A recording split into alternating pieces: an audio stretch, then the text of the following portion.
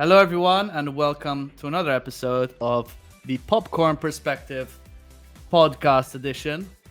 I don't know why I say it always like that, but I like it. These are exciting times because after I think movies are starting to roll back into theaters, and we're starting to see important things that have been delayed, right? So yeah, exciting times. By the way, we are here with Jeremy and me, obviously. How are you doing today, my man? I'm good, my friend. It seems like the twin J's of death here, about to kick some ass and take some names. Yeah, and I'm all out of names. And I can see we're wearing the same T-shirt, only that mine doesn't have the Assassin's Creed logo. I don't know why I said Shit, that. you That know my essentially means we're identity. not wearing the same T-shirt. Wait, you know my identity. I must go back into the shadows. Hey, Ezio. Anyway, so today we are talking about some interesting releases. We're gonna go talk about Luzzu, the Maltese film, Shang-Chi, and the Legend of the Ten Rings. Yeah, that's the full title. Then we have Malignant, and then if we get to them, we have the Suicide Squad and Wrath of Man. So that's the lineup, right? Um, so we are going to start with Lutsu, I think, right? Yeah. So if you're ready, I'm just going to jump into it. So I'm the only person who's seen it out of the two of us. Yep. So Lutsu is a independent film which premiered at Sundance. I believe it premiered there. Yeah, it is directed, written, and edited by one person, Alex Camilleri, who is an American Maltese filmmaker. This is his first film. It is starring. I don't know if someone's watching this who's Maltese might know these names, so I might as well go over them. Jess Mark Shikluna, Michaela Farrugia, David Shikluna, Frida Kauki, or is it Kauchi? Kauki. Kauki, Uday McLean, who's not Maltese, obviously from the name, and Stephen Buhagiar. Personally, I only know one of these actors. But anyway, so Lutsu, I mean, it's been plastered everywhere. Everyone at least has heard of it. I went to see the first screening at the local cinema, Eden, the first ever screening in Malta, which was the 8th of September. And it was, I would say, full, if not minus a few seats. So yeah, it is getting asses into seats in theaters. Apparently, I mean, it is. The thing is, generally, Maltese films they don't have a great reputation. I mean, there are maybe two or three a year which are like good, but most of the time it's like it's almost like a TV soap opera melodramatic thing that just gets That shown at somehow theaters. that That's somehow involves religion, generally. Well, yeah, I mean, sure, that happens as well. So this film is, it kind of separates itself from that, as in well, firstly, it went to Sundance, which is the first time a Maltese film was shown there. So there is that kind of novelty factor, at least from an international point of view, because people don't really see films from Malta. So it is a neo-realist film, essentially meaning it's about real life, let's say, about the lower class, you could say, which is kind of a genre that owes something to like the French New Wave. So it's this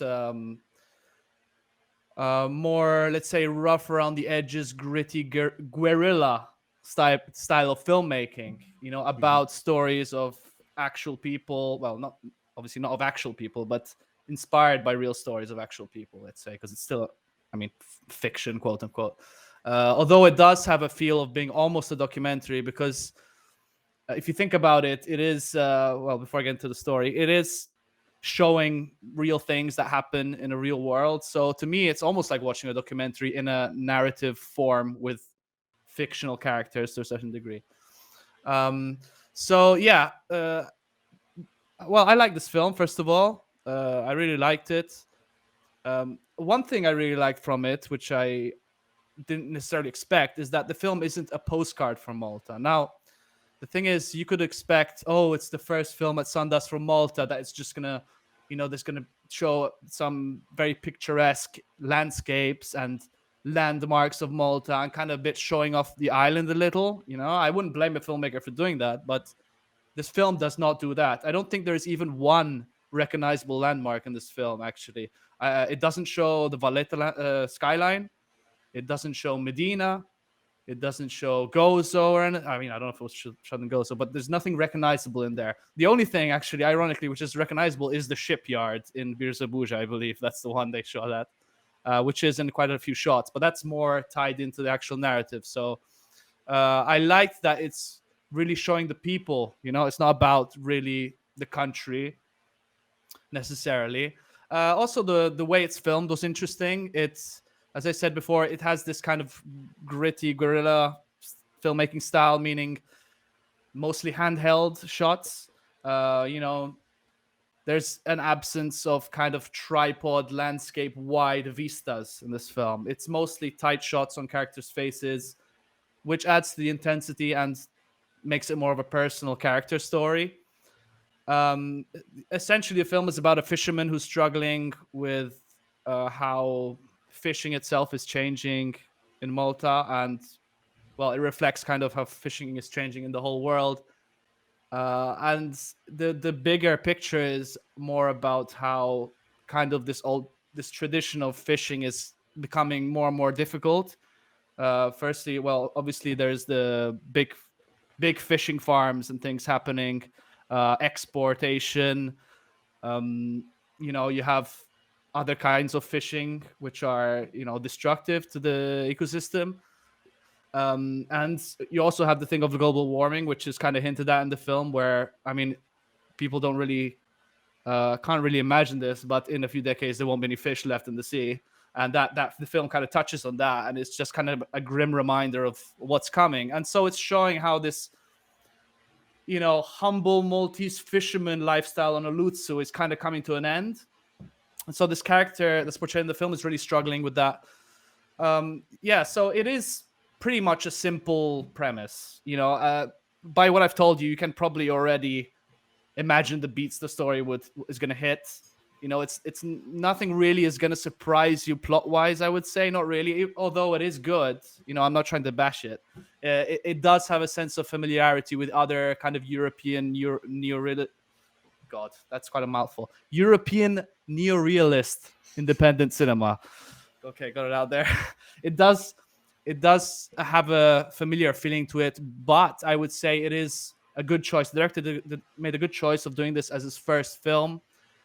Firstly, because I mean, obviously budget reasons, and also the topic is very at the heart of Malta as a culture and everything. So it was a good choice. I think he is a promising director. You know, it is his first film in good and bad ways. It is his first film. It's a bit safe, if you will. I don't think that's necessarily a bad thing, but it is. I think. Although, yeah, I did like it. You know, like the characters, strange enough, have the same names as the actors, most of them at least. I imagine this is because the actors, most of them, from what I understand, aren't actually actors per se. I think the director chose people that were already in that life. Most of the script was improvised, from what I understand as well. So it does have that a feel of, you know, it's very genuine, despite, well, you know, this isn't a bad thing, but the director is actually American Maltese, so I think he studied and grew up in America. But you can still feel that the cast and crew and topic do make it feel essentially Maltese. You know, I don't think it really takes away from the fact of this being a Maltese film, but it is still something to consider. You know, it would be nice one day to find out that someone that's born and raised locally, that just emerged from the local landscape, manages to get the Sundance. That would be, I think, the next achievement for Malta after this. But yeah, it is more or less what you can expect in a good way. It is very European film. You know, if you are someone who watches European films, you'll like it. You know, if you are someone who enjoys Sundance films and these sorts of things, it is definitely worth watching, and one of the better films called in Malta that I've seen. So yeah, thumbs up from me. Enjoyed this film.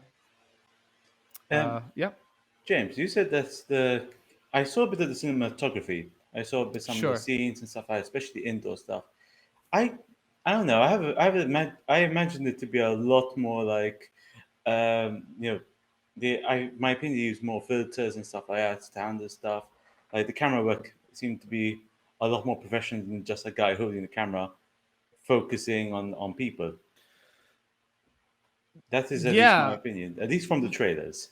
That is from the perspective I got No, from the I trailers mean, no, alone. this is definitely a professionally made film. Okay, okay, Like, I'm not because saying it's just some dude with a camera. okay, okay, okay. No, handheld is a style of filming. I mean, someone had this on the shoulder. I don't think it was like this. Oh, all right. It's not that I because you gave No, me no, the handheld just means it's not propped up by anything, the camera. It's just ah, someone all right. holding it.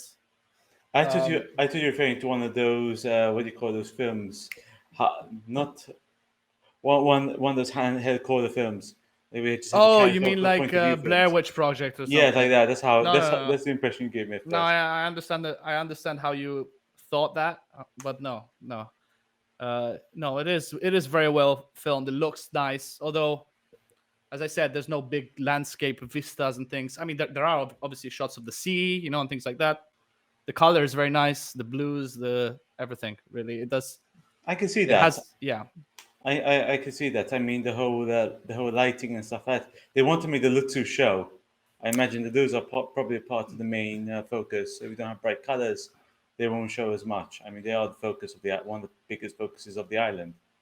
yeah. There's a lot of shots of the Lutzu, and the plot does revolve around his boat, although not entirely.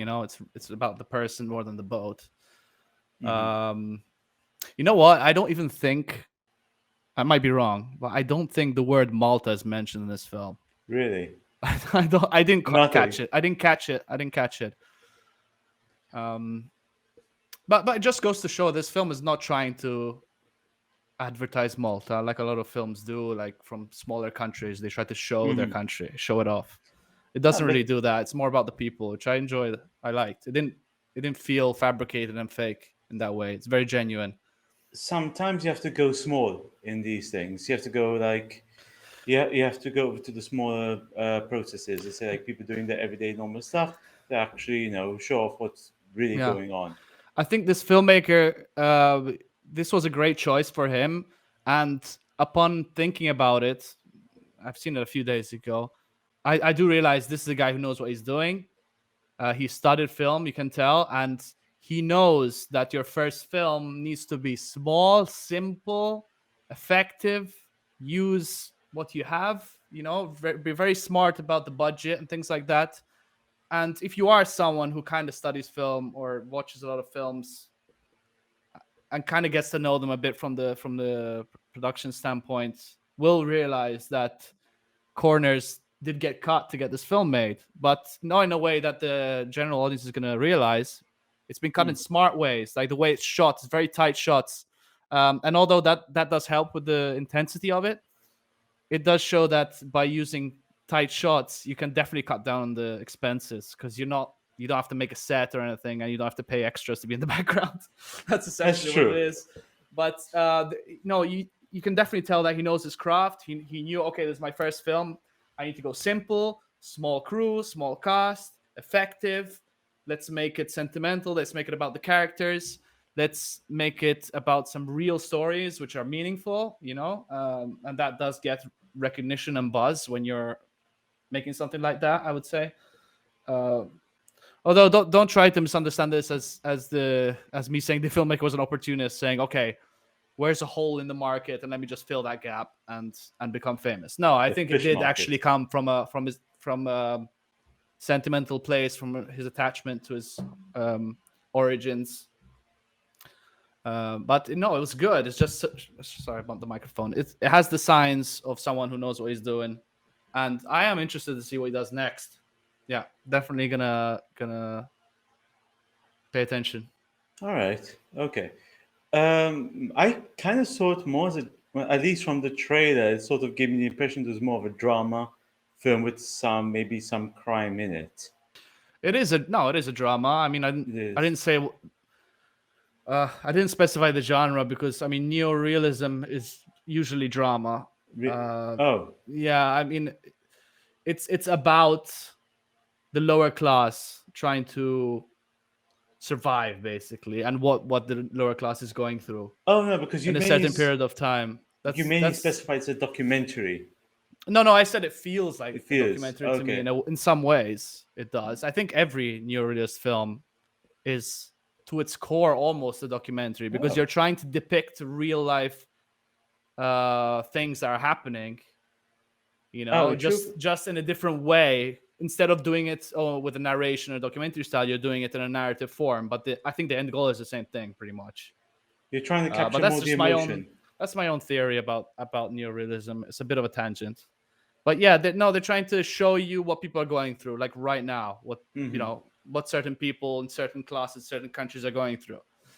All right. Um, and yeah, as I said before, it is about how old traditions are dying, and these people have to adapt. Although, especially fishermen and older practices are that go back in the family. Like this character's great whatever grandfather was a fisherman, and it comes to a point where it's like, well, you can't do this forever, or you need to change how you do it. I won't spoil what happens. I have only one small criticism, which is tiny, uh, which is that I think the main character was slightly underdeveloped and was a bit bland from a character point of view. Now, as an actor, it was a good performance for someone who essentially isn't really an actor. I mean, he didn't come from, I don't know if he was an actor before, but from his credits, he doesn't really have anything else. So I'm guessing this is his first like role per se, and that was very good for being that. And he did win the award. I haven't seen the other films, so I can't say if he was the best performance. I keep hitting the microphone, sorry. But I thought as a character, it was a bit bland. Like it's a bit like the generic guy who's trying to get by and trying to find solutions. you know, um, like I've That's seen that before. It didn't have that kind of spark of originality that I would want from a main character. But I think a lot of these films suffer from that. It's not, as I said, per se, it's not a huge deal. But I would have liked to see something a bit more unique with him. But yeah, maybe it is more unique for someone who doesn't live in Malta. I don't know. I would have to ask someone from that has a different perspective on it. I think But that's the thing. I think it's more. I think it's more you have to base it from from a perspective of someone who does not live here. I mean, someone who does not share our our yeah, views of the island, stuff like that. Probably. yeah, yeah. Go ahead. I mean, I imagine somewhere like I don't know, somewhere like inland America where they don't have these, where they don't have real seas and stuff like that, or have these problems. They probably they watch something like this. It might make them scratch. It might make them stroke the goatees and say, ah, this looks Like the interesting. goatee stroke. Yes. Like, Yeah. this film, very, very Yes. interesting. Yes. No, the thing is, yeah, that's what I was thinking when it came to this whole like Sundance praise. I Mm-hmm. think part of it, although as I said, I like the film. I'm not trying to take anything away from it, but I think part of what put it in the spotlight was the uniqueness of it coming from Malta, which has we barely anyone sees any movies from Malta. I think the Mm-hmm. most popular one before this is probably Simshar. Uh, There was some buzz for that. I think there was an Oscar campaign for that, which didn't go very well. But anyway, yeah, you don't really see films from Malta. So when you see like the Luzzu and the fishing and the language as well, it's all Maltese, by the way, which is good. I support that. Make a film from your country with your own language.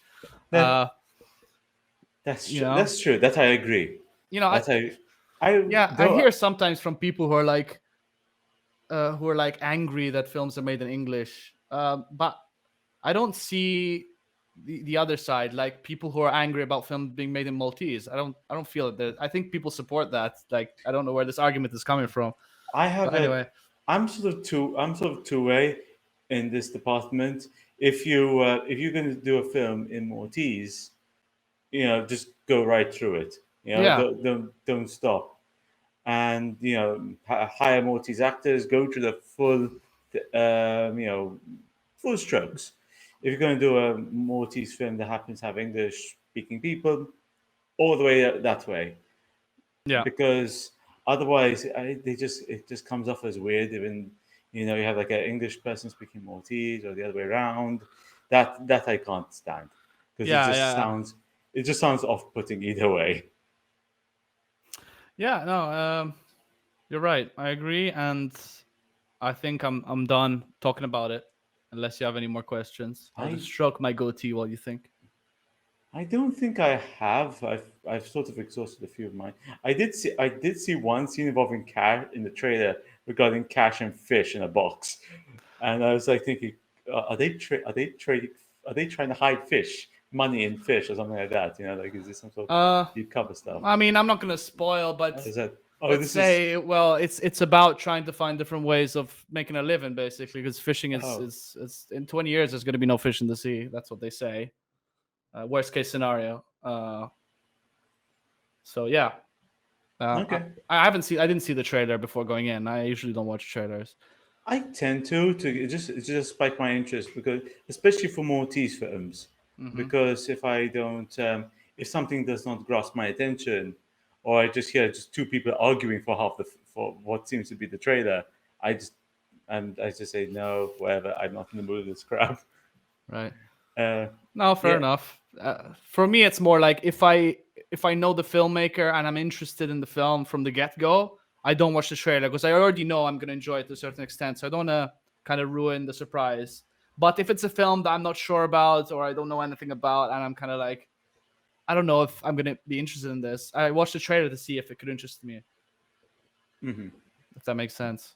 Yeah, it does, it does. If I already know I want to see that film, if I'm like, oh, I heard this film was gonna come out, I already plan to go to the cinema. Hmm. I don't need to watch the trailer. It doesn't. They don't need to sell it to me. You know what I mean? Like I'm already gonna go. Like the Matrix, I didn't watch the trailer. The Matrix, what is it, Resurrections or something?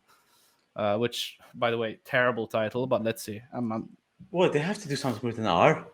I mean they've done it twice before. Yeah, Reloaded, Resurrections, and what's the other one? I don't know. Revelations, revolution. Revelations, It, Revolutions. it could be revolutions. I'm not sure. I don't know. Right. Okay. So I would say let's move on to Shang-Ching Chongping. Yes, Shang Xing Uh, along. Okay. Shang-Chiling, Shang-Chiling. Oh, but Supercalifragilisticexpialidocious. for any Okay. Chinese person who's actually listening to this, we are very sorry. I have Asian friends. I just find Shang-Chi funny, I guess. Okay, so I guess this is my turn. Shang-Chi and the Legend of the Ten Rings is sort of like on a different, basically like on a different level to James's previous film with Luzzu. This is more of a mainstream kind of film. It's a Marvel film. It's part of the Phase Four lineup, and and generally speaking, I find that if Black Widow was supposed to be Marvel's first movie step, onto the Phase Four, Shang-Chi was a big leap. It is where they actually got started. It's as a film, I'd say it sort of reintroduces the Mandarin character again as a well. It's sort of like I guess it changes up the character a bit because we're used to the Mandarin as a person. He's a very old character in the Marvel mythos. Yes, I know I'm talking about the Mandarin more than Shang-Chi. This is I'm noticing this, but he is sort of a secondary. He's like a main character as well in his own rightful way. He may be the antagonist, but he's not like behind the screen laughing to himself, like, everything will be mine. He's not that kind of guy. He is he's more of a he's more of a family man kind of character. He's changed. He's not like even the depiction in Iron Man 3 done by Kingsley. He's completely Yeah. different to that. He's a lot more suave. He wears suits or that one occasional Chinese gi if he feels like it. It's like a family man in the sense that he has a mortgage, kids, has to take Yes, kids to school. he actually does, and Oh, that okay. I was trying to he make a is joke, but he is literally that guy. yeah. He is basically those Liam Neeson movies, think Taken, Yeah. where in the past he was some badass or whatever. So Right. it's like he was a badass. He was the Mandarin, the most powerful warrior of all time. Right. So it's a Marvel John Wick movie. it's a martial art, so like more of a Jackie Chan more than John Wick. Though the character likes to think he's John Wick, the main Right. character Shang-Chi does. Oh, who So doesn't want to be John Wick? yeah. Anyway, continue. Anyway, so it starts off as sort of like this guy he meets the love of his life in some romantic battle to the death. But instead of finishing her off, or she finishes him off, they're like, you know what? Want to live together? Yeah. And Wow. that is that. Then they went. They banged, and they had Shang-Chi. You mean And they bung? Past they tense. sorry, they banged. Uh, I'm sorry. that's Uh, I watched the film yesterday. I'm so sorry. It's so close. It's so, like a present tense for me. And yeah, they had Shang-Chi and his sister. Then some mysterious event happens where Shang is now called Sean, yeah, out of like a disguise or whatever in New York, where he works as a as a valet, I think. Yeah, where you bring in cars into hotels and stuff like that. He's being played by Shang himself is being played by Sima Liu. He I This is technically his first big role. He's been quite prominent in TV shows, but not so much in movies. I think he only has like two major roles. And then there's his sidekick, who technically does not need much of an introduction, Aquafina, who basically these days is just like her face is plastered on every single teenage friendly-ish thing you see that involves Asians. It's like, what you want? It's a film involving Southeast Asia. Shove her face in there. right. Give the dragon her voice. Right. What? It's like she's practicing everything. But the thing is, she's not as annoying because she's dumb. You imagine her being the comedic character like in Black Widow. Yeah. Comedy relief. It's like they're like the comedy relief on steroids. She is not. Right. She's actually quite well paced. You don't even notice. She does like a few badass things, which I was actually kind of relieved. They made the comedy character a bit of a badass, like the crouching. How was it? The crouching idiot. Crouching Tiger, Hidden No, Dragon. no, it's sort of like, no. There's a term, a writing term. When you have a complete idiot, complete jackass, they don't really show off the potential throughout the film. And then when they actually do something, they're like, I could do it. And it's sort of like so I don't have that term in mind, but I it know what you mean. it's crouching more and hidden badass. That's the term. Oh, that's a good one. Where the character is relatively just dumb at everything, or they're just comic Yeah. relief throughout the film. And then when they actually show off, they do something amazing. Like, oh, I did it, And it's Yeah. like the 10 seconds of amazement is over. Um, so um, so basically, it sort of picks off as like Sean's like your everyman, just doing his everyday normal stuff. When suddenly he's being harassed by like this group, this terrorist group, similar, like, basically, what's his, Ray Ghul and his League of Yeah. Assassins. Think that, Okay. just that. That Yeah. that is basically the shtick. Okay. So he gets raged. He gets raged. I mean, the Mandarin is basically Marvel Ray Ghul from now on. He gets harassed by a racist. Yeah, all of them are racists. All of them. Even I Okay. mean, complete. Anyway, so it starts off like on a fight on a bus, the first actual scene, where Right. it starts off kind of small and stuff, but as the fights go on, the first one is sort of like martial arts, Jackie Chan kind of shit, where he does flip kicks, throws people around like the freaking yo-yos, the usual stuff. But then Mm-hmm. it sort of progresses. Like the next scene will be on the next fight scene will be on scaffolding. They'd be on the high rises, sort of duking it out in places like China and maybe some other Asian countries. I don't know. Yeah. Anyway, One of those Asian places one of those Asian that we places. don't know anything about because we're too European to know. Yeah. And well, it goes off European there. trash. Anyway, go We're, ahead. we're basic European trash. Yeah. Anyway, um, and keeps progressing. The eventually, I have to admit, towards the end, it goes full on Dragon Ball Z by the end of it. I mean, I even see freaking Kamehamehas by the end. That's Oh, how okay. with people flying, So lasers. are we still in the territory of similar to Thor, where it's like a blend between science and magic? It's kind of more magic Okay, like full on magic ish. now. It's leaning towards that now. Right. It's sort of like it's like they got all the stuff from Thor. They're like, man, this is all the tech. How it is. Like, yeah, you know what? Screw it.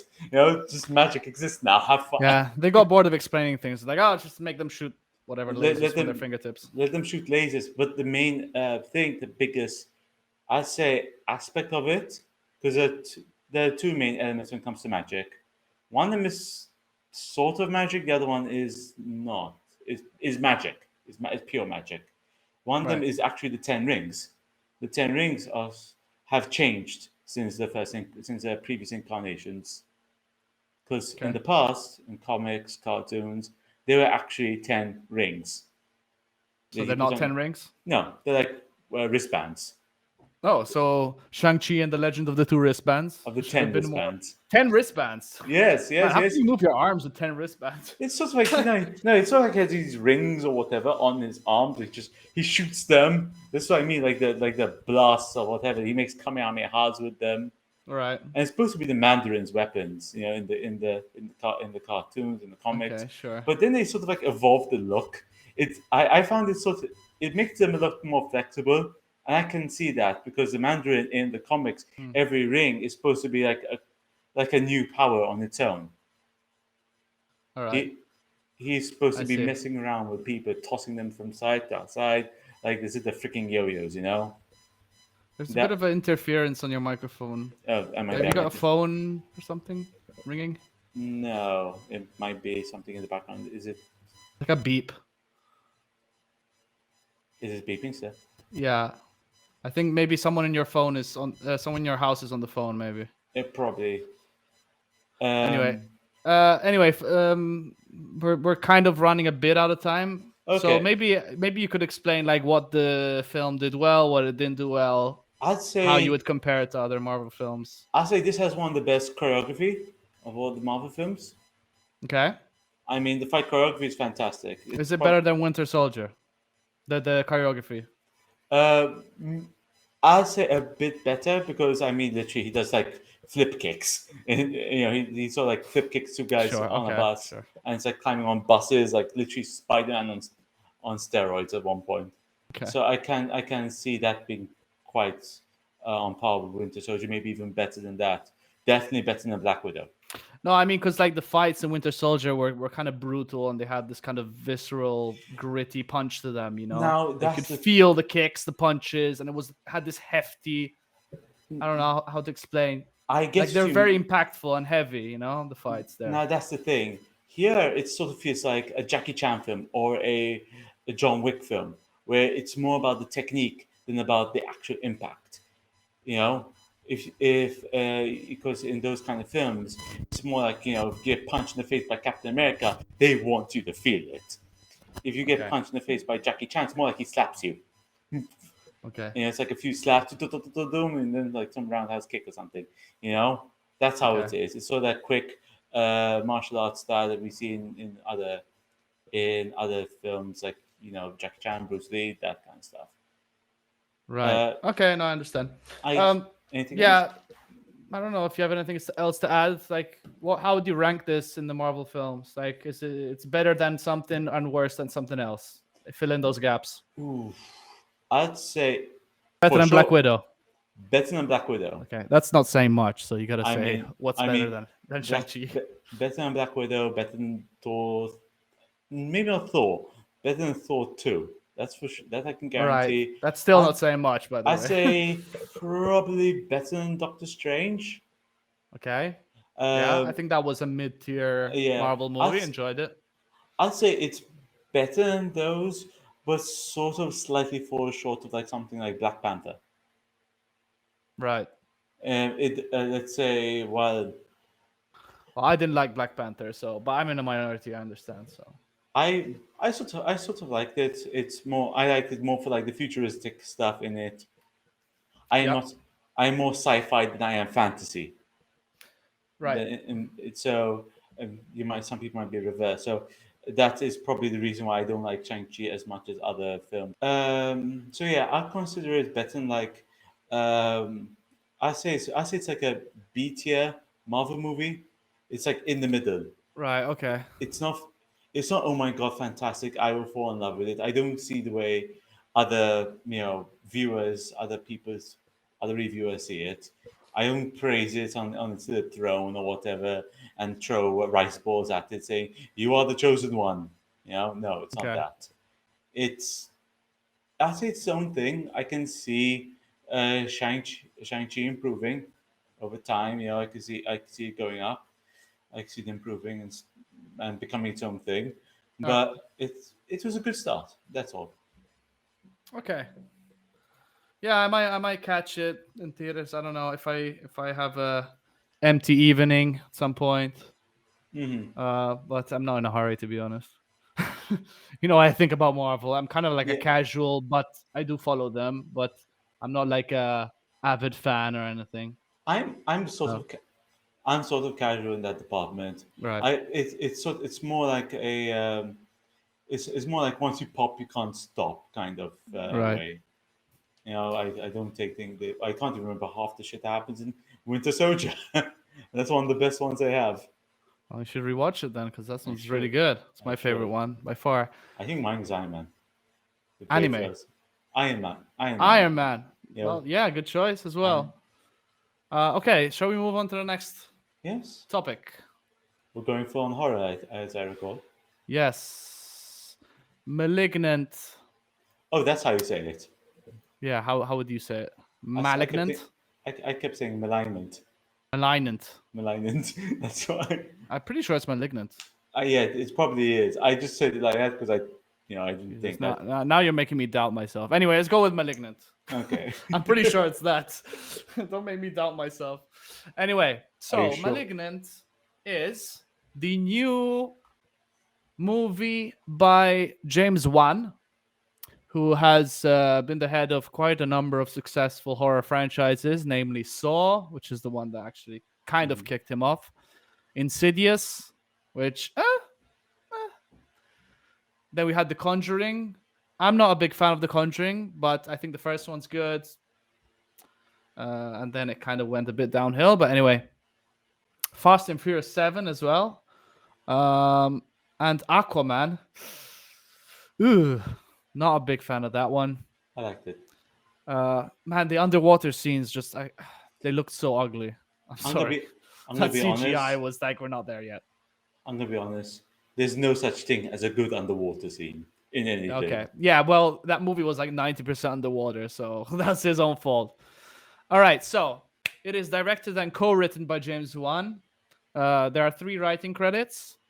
Well, he is. I would regard him as a good writer, especially Saw. I think is really well written. And then another credit is Ingrid Bisu, which is I don't know why it's the first thing she had a chip she had any input in story wise, and she is an actress from The Nun, which I have not seen, and I purposefully not seen and avoided. And I don't know if this I'm pronouncing this right, by Akila Cooper, who is a writer producer who wrote some Luke Cage, which I didn't like. And she wrote some The 100, which was all right until season 3, and then it went downhill. Jupiter's Legacy, that show that Netflix canceled almost immediately. And The Nun 2, which is upcoming, and obviously I know you're so excited for that film. Anyway, that's the talent we have behind. I think James Wan is the main person to keep in mind. We can forget about the other two. So it is a horror film, of course, and it is starring not some super well-known actors. The main actress is Annabelle Wallis, which, funnily enough, is known for Annabelle and The Mummy, which I've not seen, the Tom Cruise one. I know everyone Don't. forgot about it. I'm here to remind you that movie exists. Boss Level, which is a movie from this year, which is kind of Groundhog Day action stuff movie. It's kind of disposable. And King Arthur, Legend of the Sword, uh, which is considered one of Guy Ritchie's worst films ever made. Well, I think it's all right. It's not one of the worst ones. I haven't seen it because honestly, I saw an interview with him about it, and he looked so depressed during the interview, talking about the film. I'm like, if you're not excited about your film, I'm not watching it. Sorry. Anyway, so this is a, this movie has been talked about quite a lot in the press. People excited. It is a different horror film than you would expect from someone behind The Conjuring. You'd think, oh, spooky, bump in the night kind of film. And to an extent, it is that, all right? But I personally would more classify it like a slasher film, personally. I have not heard anyone say this before, but I'm pretty sure this is a slasher film at its heart that does bleed and blend into other genres, especially later on in the film. Um, there is a detective element to it. I mean, like a mystery. There is an action element to it. There is definitely the bump in the night horror aspect to it. There's obviously the slasher aspect to it, which is the most interesting for me. It is a film that is definitely James Wan wanted to make something different with this film, and he did warn people like, don't expect something like The Conjuring horror wise. And he was right. I think he mostly succeeds when it comes to trying to make something different. It did feel different. In the first act, it feels very familiar. You're like, oh, it's one of those films. But it really throws a lot of twists and turns, and it really changes as the movie goes along, which really keeps you interested. Because although it is a bit predictable, I think that is one of its main issues, is that if you stop to think about it for a minute, you're going to guess the entire thing. If you do not stop to think about it, you won't, and you will enjoy it. Okay. So I'm just warning you. It does. I feel like a lot of people who enjoy The Conjuring and Insidious, The Nun, those three people who enjoyed The Nun, will probably not get what they want out of this film. Okay, it is.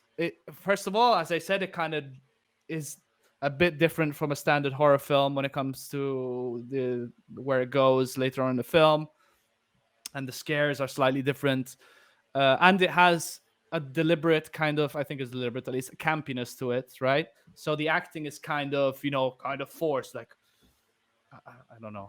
I was trying to do an Well, impression of something, like, but it what do you mean has a by kind of, force? You mean by, oh no, don't open that door, force? Or do you mean no, by, no, no. I mean more like overacting and kind oh, of all a right. bit like B movie acting, a little bit.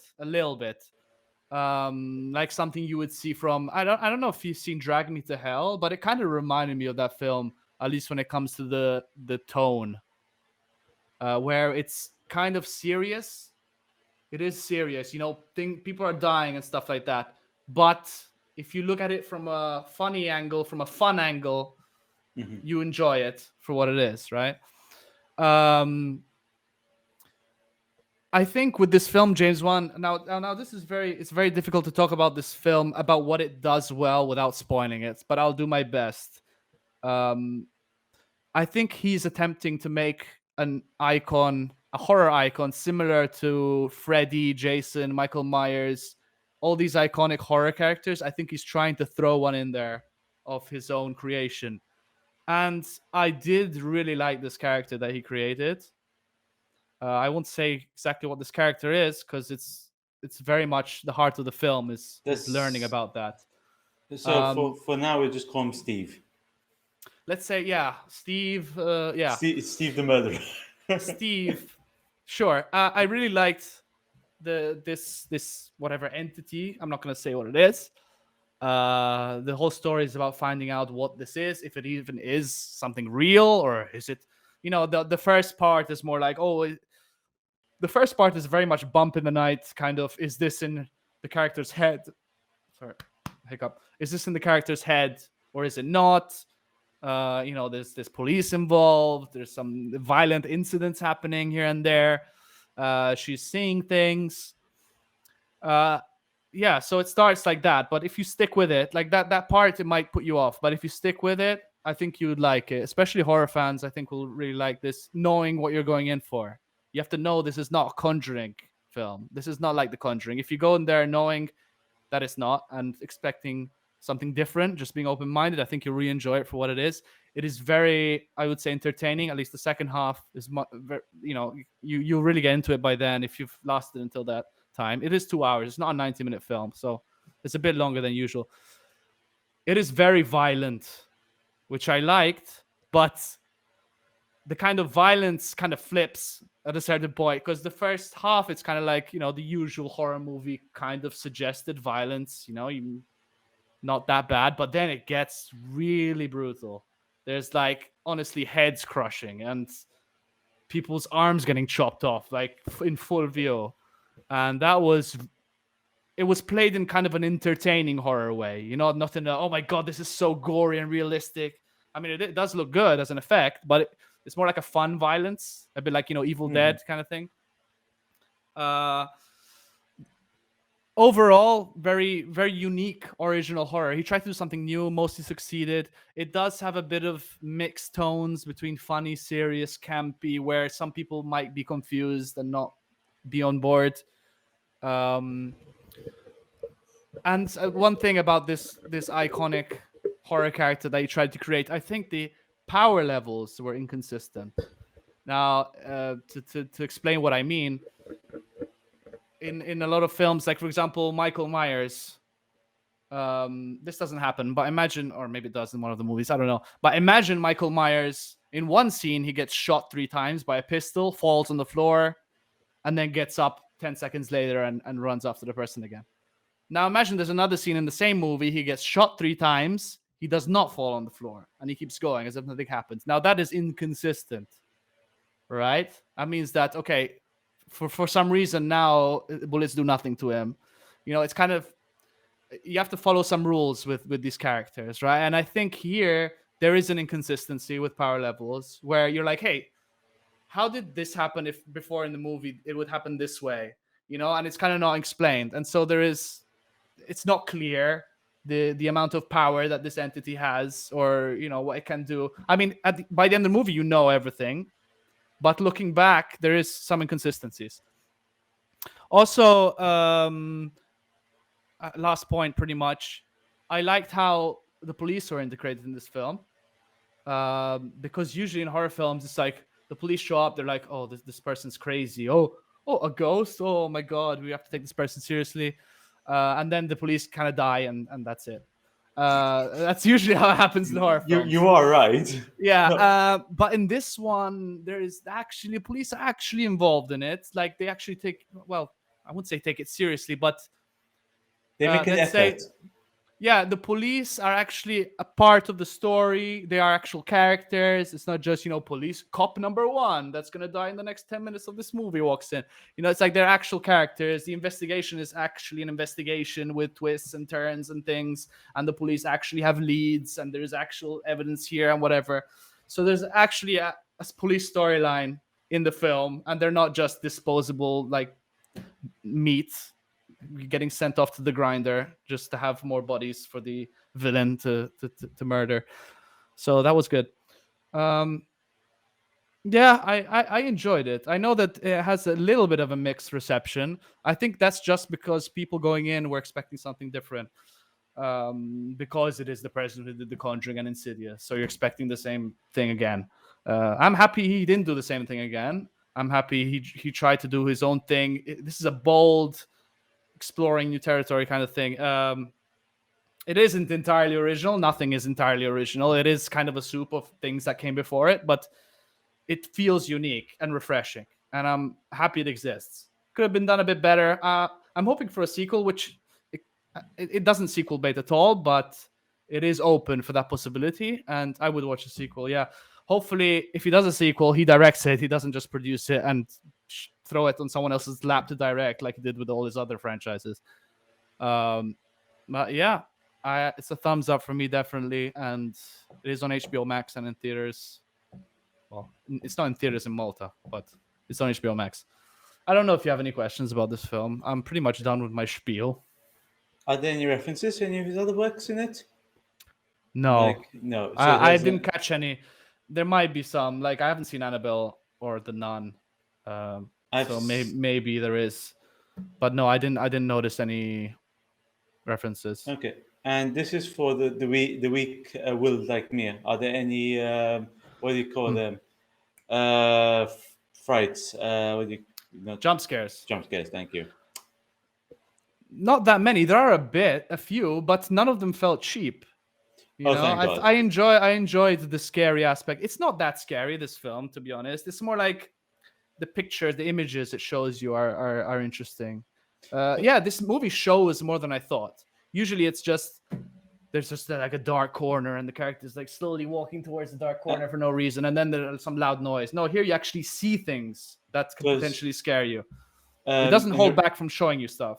a recent film I saw somehow they managed to make a tennis ball. They tried to make a tennis ball scary. Well, I if mean, someone knocks that tennis ball really hard and it's coming towards my face, you bet your ass I'm gonna be scared. no, it's just there. Just it just reappears. You know, it's like under a bed, on top of a bed. Oh my No, God! no. There's nothing. I didn't notice anything dumb. Yeah. I liked how it was trying to scare. Although I don't really get scared from horror films, but yeah, no, the scares are there mostly in the first half, as I said, which is more similar to something like Conjuring or Insidious, maybe more Insidious than Conjuring. Uh, but yeah, no stupidly cheap jump scares from what I remember. Okay, so no guy coming up to his friend saying, "Hey, what's up?" When suddenly slow, menacing music and all this shit. I No, can't stand it. no, nothing This like is that. it keeps you on edge for no freaking reason. It's like, man, Yeah, this guy's having a coffee. No, we have to no, add some sense of intimidation. nothing like that. That's good. That is good. That's the best kind of film.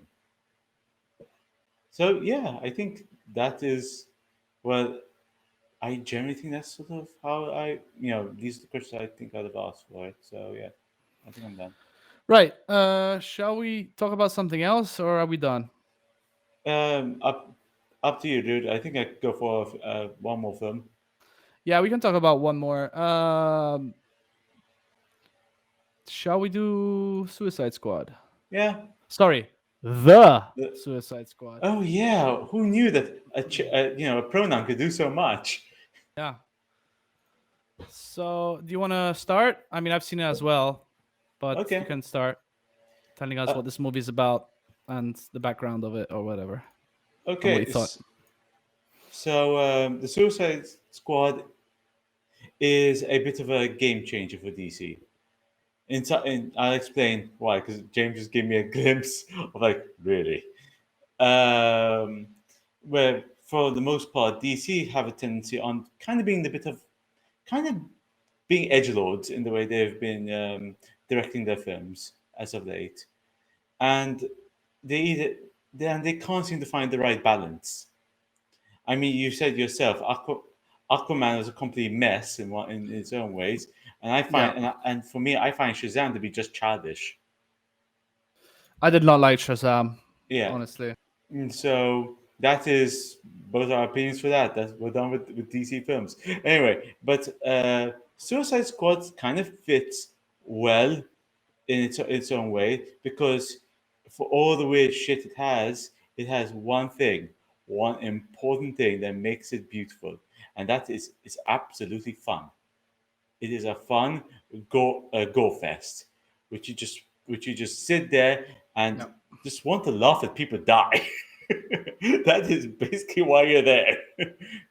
Hmm. It's a continuation. Well, it's a sequel reboot, a soft reboot sequel of the first one of Suicide Squad. However, it's not done by trailer. It's not done by trailer makers, and instead, it's actually done and directed by a director with a vision and a dream. Mm-hmm. Though he had to get kicked out of Disney first Yeah. to do that. But it has some direction. If you're familiar with James Gunn's other works, like Guardians of the Galaxy, and you like those, then most probably you'll like this film as well. It has a similar setup, relationships, and formats to it. It sort of borrows ideas from the first Suicide Squad film, but it's done a lot in a lot cleaner manner than its previous incarnation. Other characters feel a lot closer in line to their DC counterparts. Right. Um, I particularly, for example, I prefer the Harley Quinn from this film than the previous one. She actually has the colors and everything. She had the right costume. Uh, Hmm. a similar wacky personality to her previous one, but this it didn't make her, eye candy. It sort of gave her a full on personality, a full on even give it even a side quest, a subplot regarding her reverse. What do you call it? A damsel in distress plot, where she sort Yep. of where she just goes nuts in that department. Then you have like the main plot where they introduce a whole bunch of characters. One of which I was kind of impressed to see Nathan Fillion as the what's it called, the The detachable guy. kid. Yeah. Yeah, I was expecting him to have any other role but that, because I have such high hopes for for Nathan Fillion as an actor, but they keep giving him these really lame tasks. Yeah, well, I think that was the whole joke of it. It's like having Yeah, someone like Nathan Fillion just appear for like a minute and yeah. making fun of him being in the movie. Like, it's kind of a meta joke about actors. But Um, hopefully he's in more things because I really like him. I like that. Uncharted, please lead of Uncharted. No, he isn't. Tom Holland is. I know, but I It's hope I hope they maybe, I don't know, yeah. They somehow do something with him. I don't know. He looks exactly like Leighton Drake. Yeah. He does. Anyway, so back on to yes. So as I was saying before, it's sort of okay. So a lot of the roles are sort of enhanced. Like a lot of the characters make the comebacks in this film. Margot Robbie is Harley Quinn. I forgot who the freaking hell plays Captain Boomerang, but he's there too. Um, let's see. Hmm. Viola Davis as Amanda Waller. I did not know after seeing Ma Rainey's and seeing this, Davis has a sort of angry person, has like the inner angry person we've all wanted, because she's an absolute Hmm. bitch in this film. I Right. mean, you Yeah. think the villains are bad? Yeah. Oof. She's horrible. Yeah. I liked her in this film. I think she was at her best in this film. Right. Well, do your part, and then I'll say what I thought about the film. Um, I so it sort of does a the film does a bit of a bait and switch as two groups, two Suicide Squads, and mainly the second one gets more importance than the first. So I'll go on to those. We have like Idris Elba starring as what was it? Not Deadshot, because that was our previous guy with Will Smith. Yeah. Oh my God. What was it? Death. Dead. No, not Death. Dead Sport. No, No. Bloodsport. Bloodsport. Bloodsport. Bloodsport. Bloodsport. Bloodsport. Sort of like a D-list supervillain, but but he was, but in general, even the comics, he was famous for bringing down Superman. All of them are D-list supervillains if Yeah, you they think all about it. are D-list. He I was actually, purposefully looked up like the most obscure ones. They were I, the most ridiculous. I, I make a bet the next film has Condiment King. Just saying. Okay, but I mean, Right. Polka Dot Man was good. Yeah, he had all these different roles, all these different characters. I mean, still we had Sylvester Stallone playing King Shark. Yes, I mean saying Yep. no, no, no. I mean, was just beautiful. Just the way he said it. Hmm. I would not have expected it, but I can see that James Gunn has some sort of a tie with Stallone. He Yeah. had. Or with CGI characters voiced by famous actors. That is true. I mean, you didn't notice Vin. I would not. Groot. Yeah, I would not. He even does Baby Groot. Yeah. That does impress me. And he does Groot in all the languages. Oh yes, and different. I heard. Mi chiama Gruto. Gruto. I haven't I seen the guess Italian version. I have not. So I imagine that's how it is. Gruto. No, I think it's just no Groot. Ruto means burp, so I don't think they called it that. I Oh think it's just really? Groot. Yeah, it's just Groot in Italian. We'll watch it one day and see how it is. Um, so yeah, you have you have those moments. It does follow a similar beat with when it comes to the characters. Like you show them off, but it doesn't take any. It doesn't waste time as the Yeah. previous film did. The Yeah. previous it basically took 50 minutes for Suicide Squad to actually begin. The Suicide Squad started in the first 15 minutes. Hmm. I mean, it was just like, oh look, names, you're done, go, die. That is Yeah, basically how they started the film off. Just yeah. that. Well, they know we've all seen the other Suicide Yeah, Squad first, pretty much. He they know knows it, who's gonna watch this film. and Yeah. they know what to be expecting. It's You know, almost a joke. It's almost played as a joke because the first 30 seconds when it opens, you see one of the characters from the first group of Suicide Squad people. And then immediately after, it's like literally 15 seconds. Viola Davis's character is explaining everything the first film explained the first 20 minutes. Like, okay, you have to go on the suicide mission. If you try to escape, we're going to blow this thing up in your head. Blah, blah, blah, let's go. but it I just was felt, like, and they did it so naturally. It was yeah, just like, yep, that's it, go. No yeah, music, no none of that shit. It went straight to the action where they belong. yeah. And, um, the film, it does a good job at actually showing these moments. At least, it goes straight to what you need to go. It doesn't waste time. It does help with the character building, as the second crew particularly is basically completely new cast. Yeah. With Well, we have Rick Flag. He's back. but he was in the first group and then And jumped. Margot Robbie. Yeah, but those So were we in the have two first characters. group technically. Sure. Okay. Yeah. Yeah, Yeah. this Yeah. Okay. Yeah. Yeah. They're. Yeah. Okay. I the know what you second mean. group was all brand new. Yeah. Yeah. I know what you mean. Yeah. Where, Sure.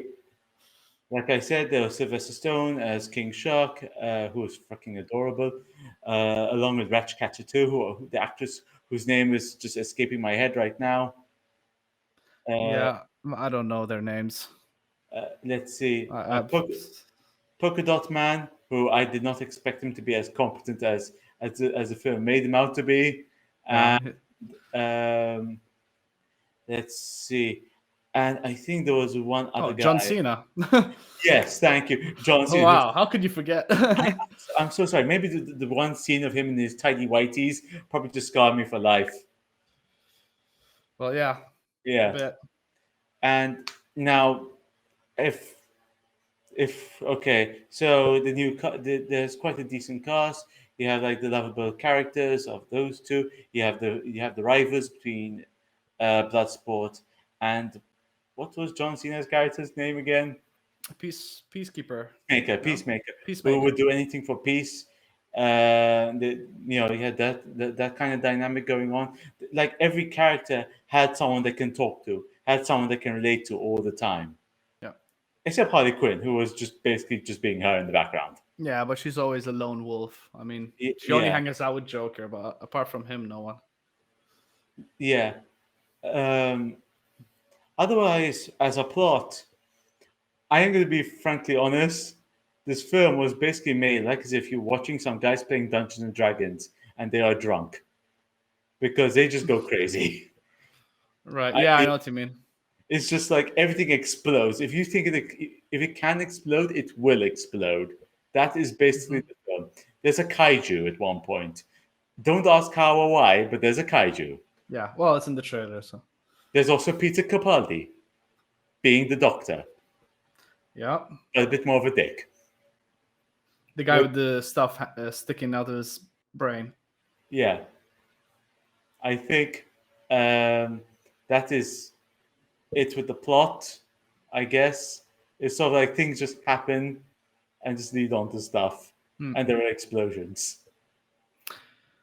I Okay. mean, and there are Corto Maltese, which are not actual Maltese. Hi, we are the actual Maltese. No, Corto Maltese is a made-up country, but Yeah, I know, but I have to. it's inspired by I think the Italian comic.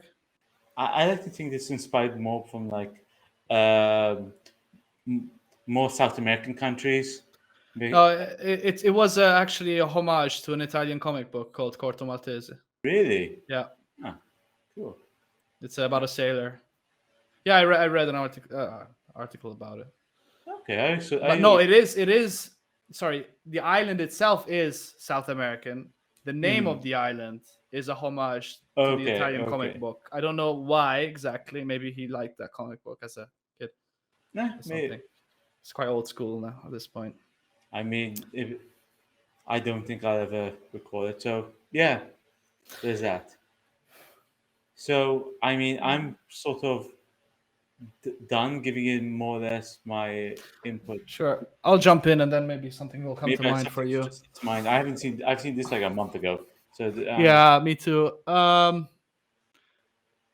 I wasn't as big as a fan of it as most people were, honestly. I mean, I liked it, but I don't know.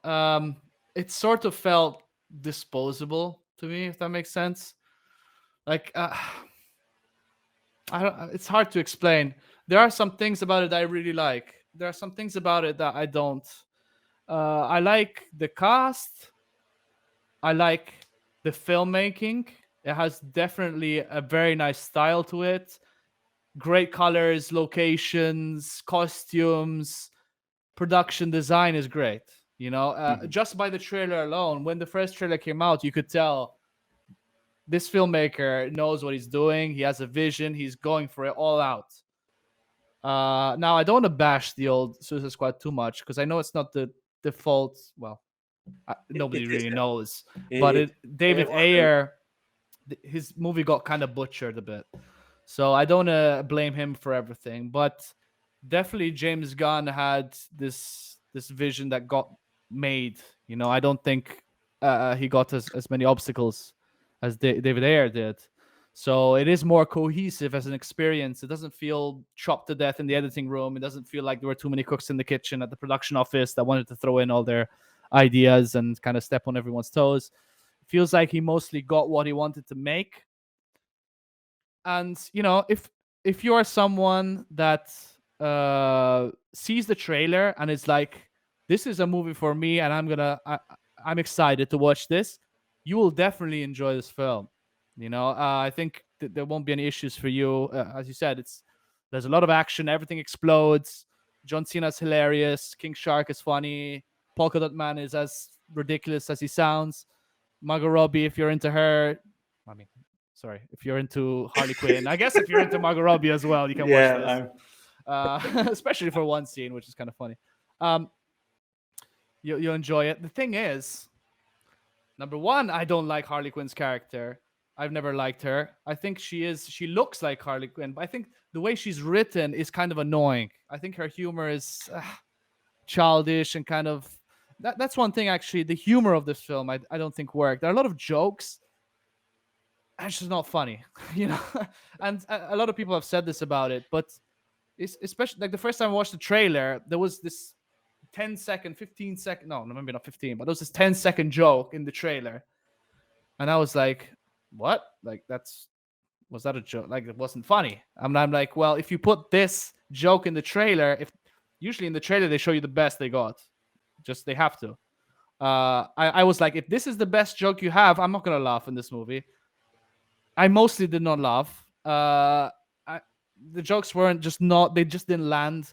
I think the humor works. The visual humor works. There's some scenes, for example, the one between Bloodsport, right, yeah. and Peacemaker, stealth killing a bunch of people and trying to one up each other with the creativity. I thought that was the best scene probably in the movie. Oh yes, they just Funny, violent as you would expect from James Gunn. That was a good one. The rest of the humor, really, I didn't. It was still fun, enjoyable. Just the jokes didn't land for me. And also, I think something that was seriously lacking from this film was a good villain. Now, you do have the kaiju at the end, but that's the kaiju at the end. It's not really the main villain. That's more like just the last obstacle they have. The main villain, really, there's three. There's no one villain. There's two generals from Corto Maltese, the island, who are kind of generic military guys. One of them is a bit more characterized, like the younger guy. I don't who remembers the names. I bet no one remembers the names. Uh, and then you have the doctor dude, but he's not really the main villain. I mean, he's like in two scenes and he barely does anything. I Uh, I mean there isn't that presence. And the thing is, there is a saying in script writing, especially for action movies. I don't remember who said it, but your action film is as good as your villain. If you don't have a very good villain, if you don't have a strong villain, there's going to be something missing from your film. And it did feel that something was sorely, sorely lacking, and that was the villainous presence of something. Imagine if this film had an amazing DC character, even if it was obscured, like as the main villain, and you saw him, give his monologues, have his scenes, and really own it. That would have made it much, much better. And I think that is probably the biggest issue this film has. Um, but again, I don't want to bash the film. I really enjoyed it. Just not as much as other people did. It was fun, but at the end of the day, it was kind of disposable. I mean, it's its own thing. And I know DC is I think it's kind of going the direction where it's not really about the universe anymore. It's about making these solo one-off films that can really show off the director's vision. Because the thing that's limiting Marvel is that their universe is so intertwined and so connected. It's almost like a TV show. Like you can't, if you're a director who has a certain style, certain vision, you can't really tap into that. You need to go according to what has already been done. But now with like Joker, the Suicide Squad, and hopefully other films to come, the Batman, I'm very excited about. They can do their own thing. The director can really go all out with their vision. That's why I appreciate from their new way of approaching things, and hopefully they keep it this way.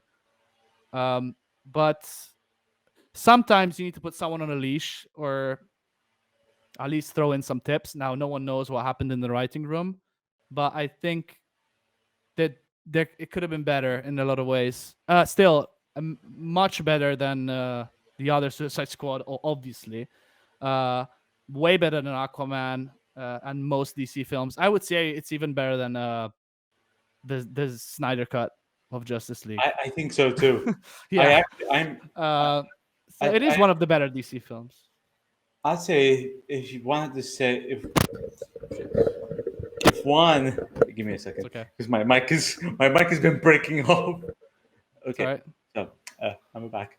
Um, I think as a film, it's far better than most of probably the majority of DC films that have come out in the last 3 years.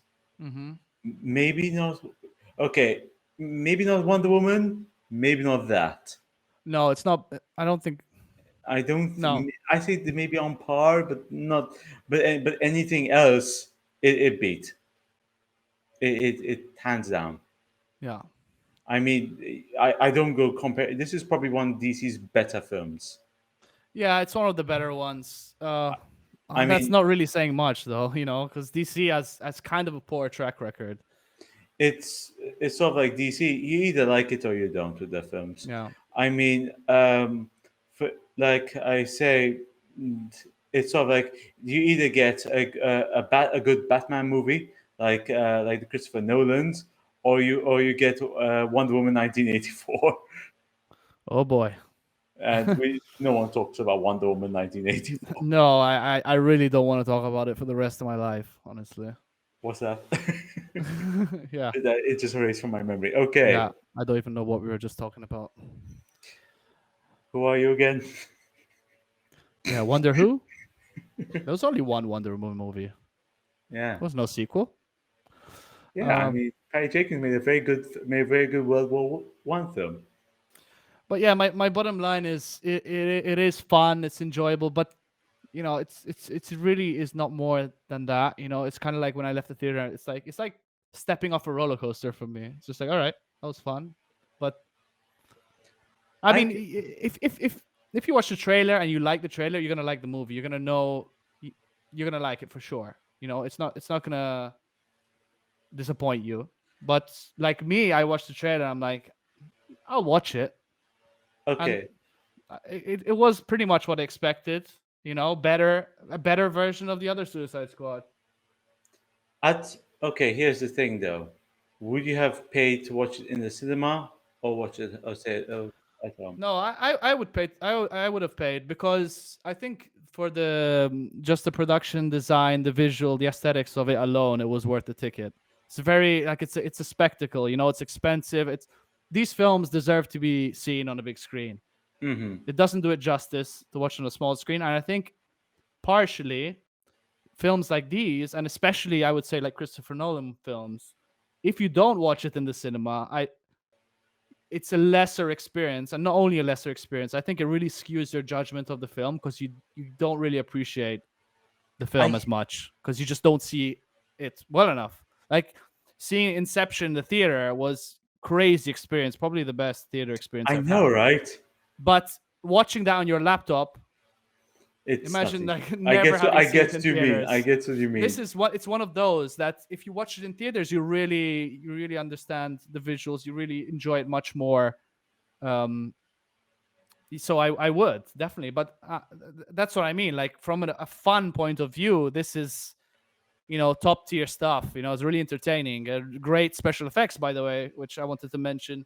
It's surprisingly good special effects, I mean, visual effects. Sorry, special effects is in camera stuff. as a note Uh, for the person who did the rats, approached yeah, Sebastian the rat. I mean, he has his own little fan club now. Uh, it's true. You can actually find it. Anyway, actually, one of the most amazing scenes is when Ratcatcher just summons a rat. I yeah, I I was at awe at some of those moments because right. it was And also the aspect ratio, if you notice, I think it's 16:9. It's not the narrow cinema scope. It was really. yeah. If you watch the trailer, you'll notice it's like fills the YouTube screen. And if you watch a trailer of another film, like I don't know, no, not Dark Knight. That's a bad example. No, I the don't thing know, is, we can't use any. Godzilla or whatever. Hmm? All right. Honestly, I think that's the problem with films. Let's say Godzilla versus Kong and stuff like that. We didn't get a really good chance to actually see them in the actual cinema.